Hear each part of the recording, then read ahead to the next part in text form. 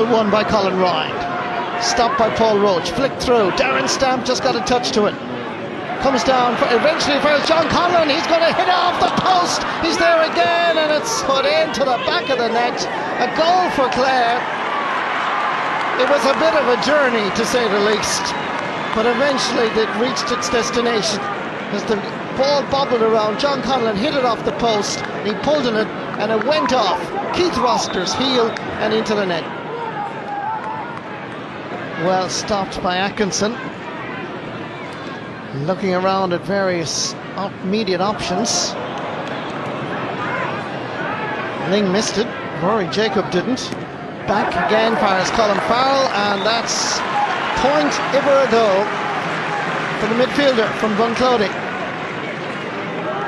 And Clare and Wexford are level yet again.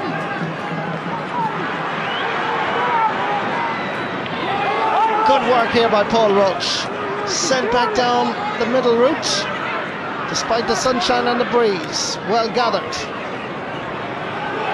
Rory Jacob feeds Colin Farrell, going for point number 3. And there's the white flag. Midfield, half back line, totally dominant on the Wexford side.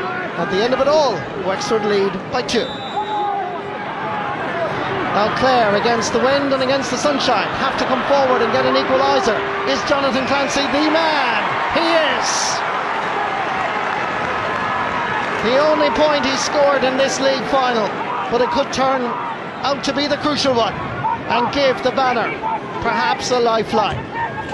Minute and a half left in Semple Stadium, Peerless, in what has now turned out to be a somewhat exciting climax. Nicely flick up.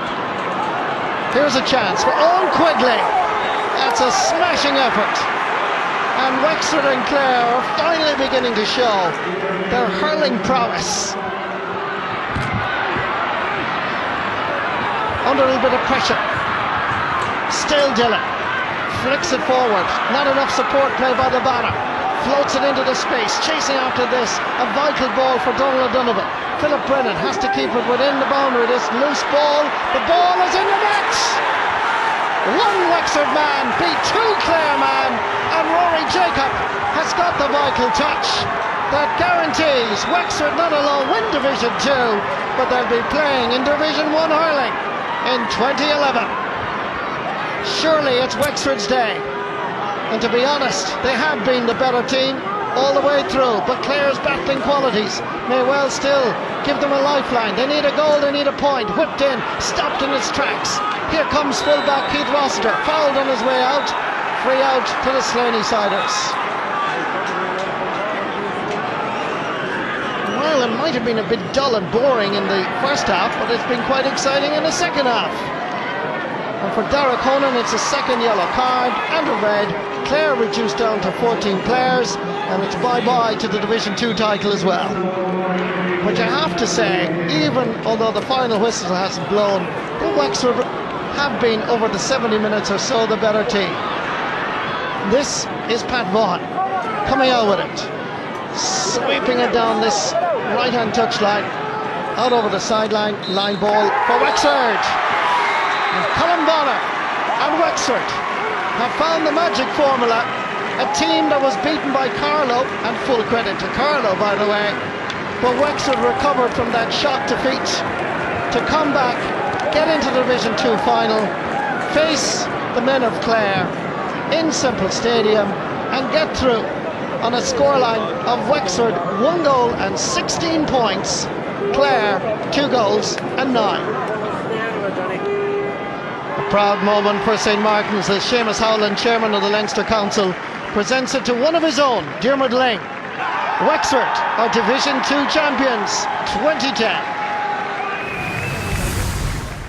Most important thing really was to get to Division 1. I'm on record at saying that, I believe Wexford and I think Clare should be up in Division 1 as well. They have a young team. They need to compete at a level that's right for their development, and really that's at Division 1.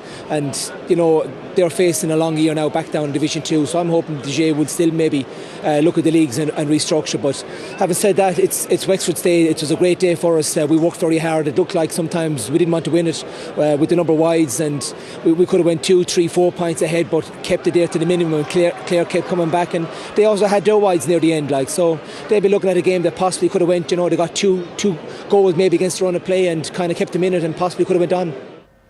Well, we thought we might be heading for extra time during the closing stages of that match, but Wexford finding that little bit extra when it mattered. Cyril Farrell, a lot of the Wexford people interviewed afterwards are saying that Clare should really be in Division 1 as well. That seems to be the general view.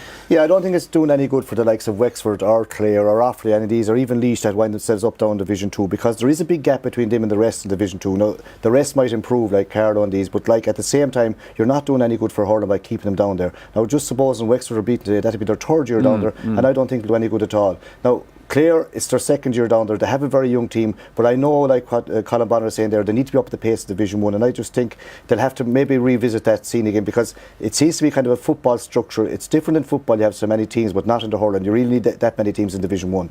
Wexford lost the corresponding fixture last year. That obviously was a motivation for them today. Played some very good hurling. I'm sure at times, though, they were surprised. They seem to be doing the hurling, and Clare were always in touch. Yeah, the funny thing is, Michael, they were doing all the hurling, especially in the first half, completely on top, and yet, like, the goals kind of keep you in matches. Now, this is a good goal here. Long ball over the top. It's probably as good as goal you're ever going to see. Goal of the year. Colin Ryan runs on. Let's a hop a second and volley. Great shot on the volley. Gives the goalkeeper no chance. No carton. Had a great game. It does the right thing. Flick back at the net. It's beautiful to see a shot like that. It'll stand as probably one of the goals of the year. And this is a ball again that should have been cleared. John Conlon gets on the ball, gets a lovely flick in off the upright, and gets a second rebound. So these goals kept Clare in the game that they looked like losing.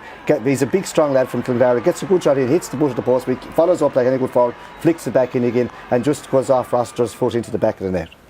Michael Duignan, we saw some fantastic individual displays in the Division 1 final, but here as well, a couple of players impressed you, and particularly Dermot Ling. Yeah, I think he had a super game. You know, he started off his career as a wing back, and he was a very, very good wing back, but he's moved up to the forwards now. He scored 7 points today, 3 from play, 3 frees and a line ball. He's one of these line ball experts as well. But I felt overall the experience of Wexford played a key factor. Here's Dermot there, lovely side stepping over the bar. But the likes of Keith Rossiter, Darren Stamp, Malachy Travers, the Jacobs, you know, players like that. Clare have a very young team, as Cyril said. They're trying to build a new team. Division 2 really is not the place to be doing it in. But Wexford, I think, you know, they had a year down there, didn't want to stay in Division 2, and I think the bit of experience and a bit of class from Dermot Ling really was the difference. And that little bit of experience told at the end as well, Cyril, that scores are very tight, only a point in it, but then Rory Jacob got the little break they needed. Yeah, like it just shows you their game of hurling. Like Wexford still on top, weren't there to put them away, and going into the last minutes it was level. Now here's a long ball coming in again, and this ball definitely should have been cleared. Donald Donovan gets back and the bounce beats him here. Philip Brennan very disappointed, doesn't catch it properly.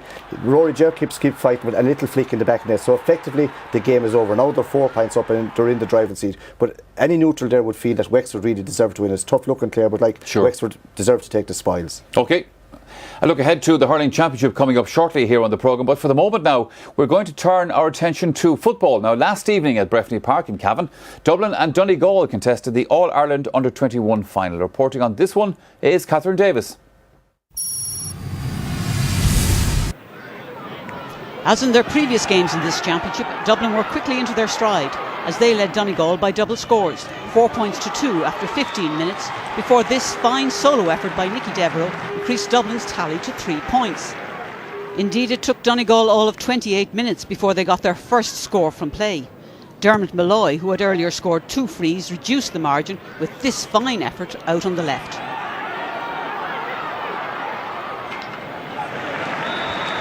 Donegal had expected much from Michael Murphy, but he was well shackled by Rory Carroll.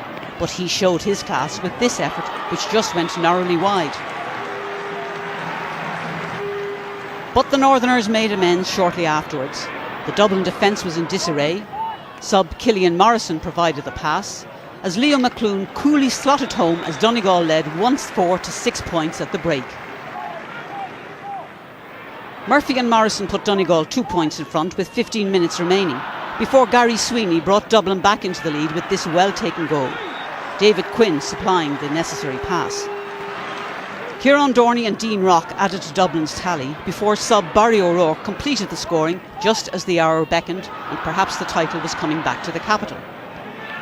But Donegal were handed a lifeline in injury time. Morrison was brought down in the area by Sean Murray.